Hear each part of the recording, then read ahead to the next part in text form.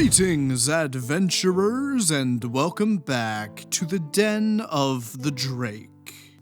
Other dragons hoard gold, while I hoard internet cringe. As many of you know, I'm a pretty big fan of Warhammer 40k. The entire universe is so over the top and insane that there's literally nothing else that I can compare it to. Painting models is super relaxing, and some of the books are a pretty good read. I'm quite the fan of the franchise, despite the fact that it will probably outlive the brain-dead corporation that owns it. I also love Dungeons & Dragons. After all, I kinda made a whole YouTube channel revolving around the game. No other game gives players freedom in the same way that D&D does, and the community surrounding the game is pretty cool. I also enjoy pepperoni pizza and mint ice cream. But that doesn't mean I'm about to throw them both into a fucking blender to try to enjoy them at the same time.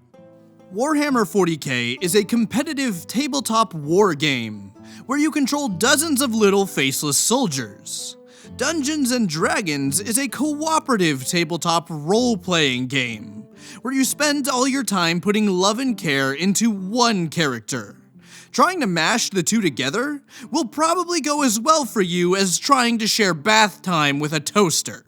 Today's story stars a player who is forced to indulge in a horrible amalgamation of Warhammer 40k and Dungeons & Dragons, run by a DM who thinks that their work is flawless. Now, without any further delay, let's go ahead and dive right into the horrifying world of r/RPG-Horror-Stories. Enjoy. This story is titled, "Have you ever played Warhammer? No? Then shut up." It's probably not the worst story that you'll read on here, but I just need to rant. This story starts with my best friend joining an online D&D one-shot and telling me about it.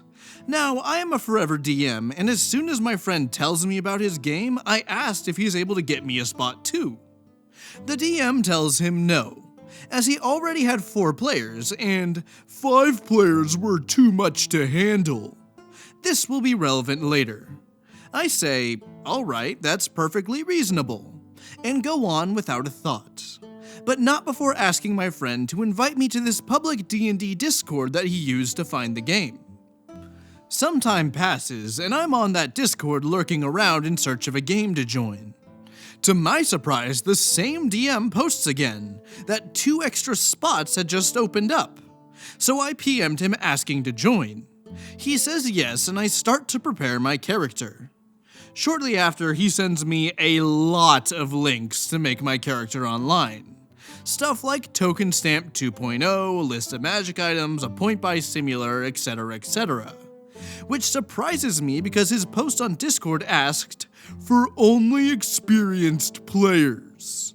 But I didn't really care, so I said in response, and I quote, "Thanks. I wanted to ask a couple of questions about the one-shot if you don't mind."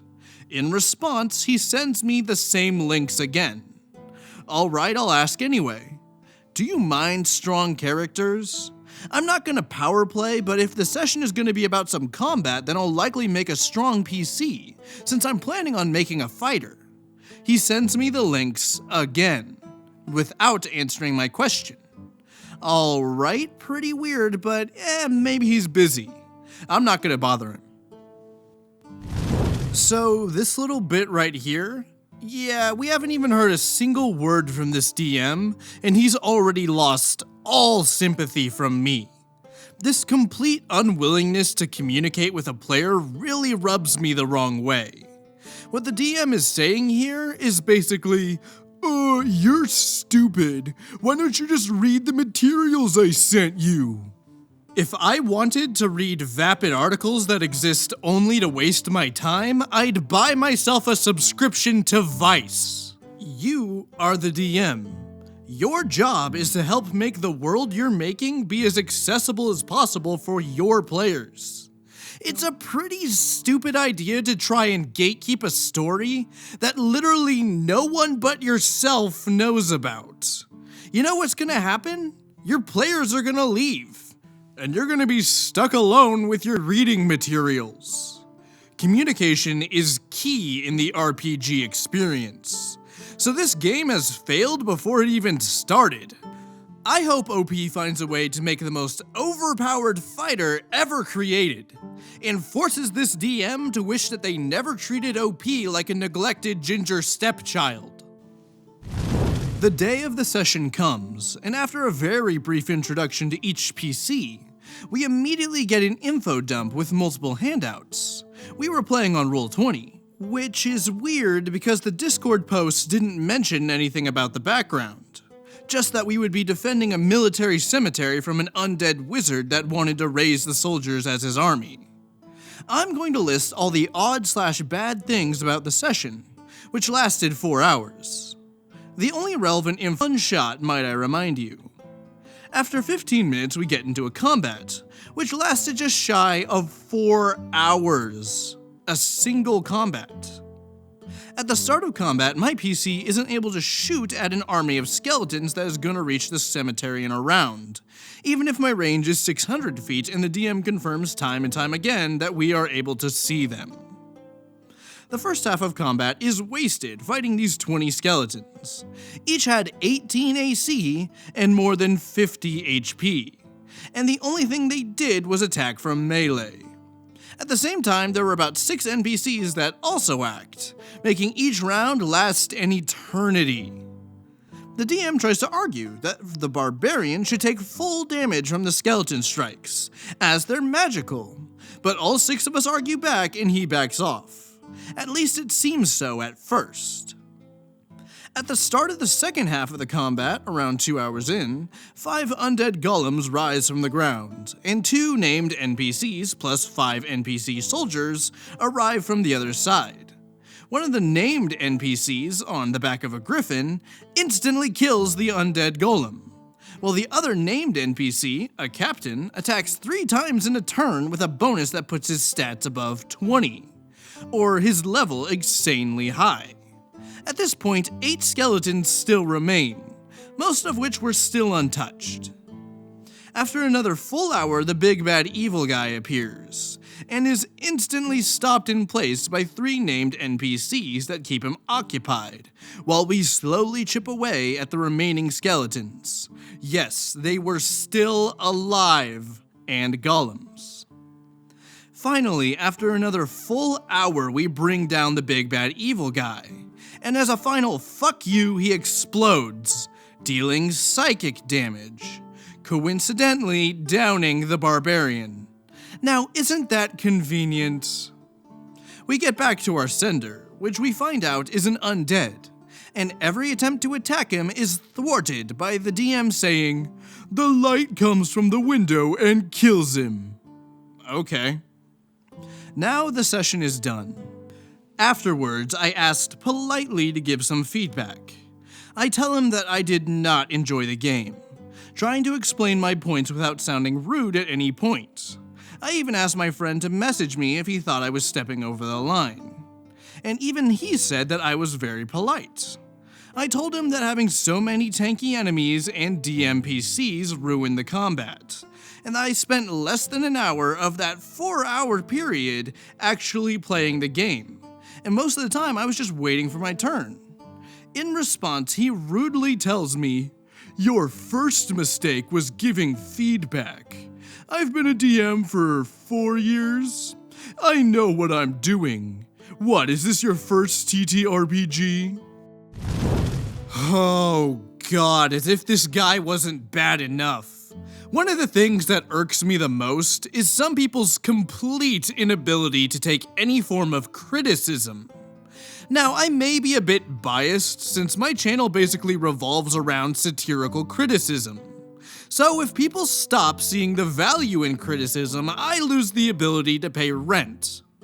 Luckily for me, the value in criticism isn't exactly a hidden secret. After all, most people know that there is no faster way to improve than by listening to criticism. Whether it be DMing, role-playing, painting, or spider milking, look it up, it's an actual thing, listening to constructive criticism literally gives you step-by-step instructions on how to be better. Hell, I'd even argue that there's value in more aggressive forms of criticism. It'll give you some thicker skin so you can look at people like me and say, wow, this guy sucks, and then yeet your computer out a window. But outright saying that giving feedback is a mistake? Well, it's no wonder you still suck as a DM after 4 years. You don't know you suck because you don't let anyone tell you that you suck. I'm slightly annoyed by his attitude, but I answer that I've been playing and DMing D&D for 3 years, and that I started out with D&D. He then says, well, whatever. Do you know how much time it took to organize this session? More than a week. Which was most likely a lie, since I always see him posting on Discord new one-shots, and he used a map that he found online and literally 6 tokens in total. He continued rambling for a while. When he asked why it took a whole week to prepare the one-shot, he said a bunch of things about how balancing, and how Wizards of the Coast doesn't know how to make fights fair.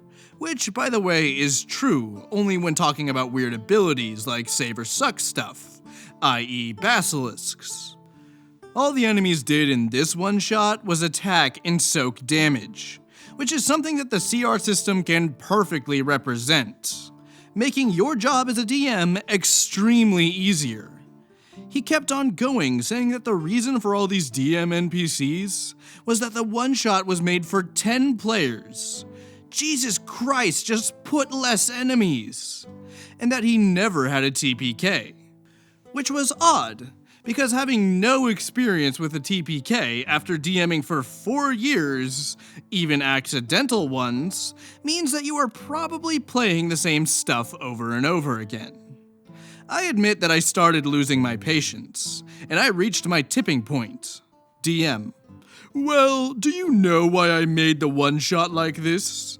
If you knew how to play Warhammer... Me. Well, I do know how to play Warhammer, which is in no way relevant to D&D. Playing D&D like it's an army game is akin to squaring a circle, which is something that I found out the hard way when I had to cancel my first campaign because I extremely mismanaged a war, which led to it becoming a slog for me to both play and plan. DM. Well, I could bet that you're not a professional player. And then he continued rambling. Shortly after, I apologized, said goodnight, and went offline. My friend apologized to me later, because he thought it was all his fault that we had to play in this awful session. We laughed a bit about how awful it was, and forgot about the one-shot shortly after. After this, I was so salty that I put back on my Forever DM hat. I started hosting my own one-shots on the same server, making sure that I accepted feedback while also making fun and interactive encounters, both combat and not, for my players. End of story. So it's not hard to figure out that this is a horrible DM. His complete aversion towards any kind of communication doomed this game before it even started, and condemned him to a life of creating games that no one will like. If a player wants to play a war game, they'll play a war game. And if a player wants to play a role-playing game, they'll play a role-playing game. You're gonna be hard-pressed to find someone who wants to do both. And then he tries to hide behind the fact that he has 4 years of DMing experience. Look, if I were a helicopter pilot who had 4 years of experience, but I still kept crashing into trees and buildings, it doesn't matter if I have 4 years of experience. I still suck at being a helicopter pilot. Now before we go, let's take a look at this week's Gallery of the Drake. This week's fan art is done by viewer Widget Wolf, and depicts myself reviewing an ancient scroll, offered to me by some adventurers hoping for safe passage. I've lived for thousands of years, traveled all across the realm where I discovered and read tales of the worst atrocities committed by man, elf, and dwarven kind. So what could you possibly have for me to... This is smut. Literally just Sonic the Hedgehog themed smut. Fine, how much you want for it? Thank you again, Widget Wolf, for submitting your art. If you want to see your fan art featured in Gallery of the Drake, be sure to send it to the email in my About section. I love receiving and reviewing fan art, and it means the world to me that I can create content that inspires artists like you to create artwork like this. With the story over and artwork displayed, we're gonna go ahead and wrap up. I would like to thank you all for listening, and I hope to see you next time in the Den of the Drake.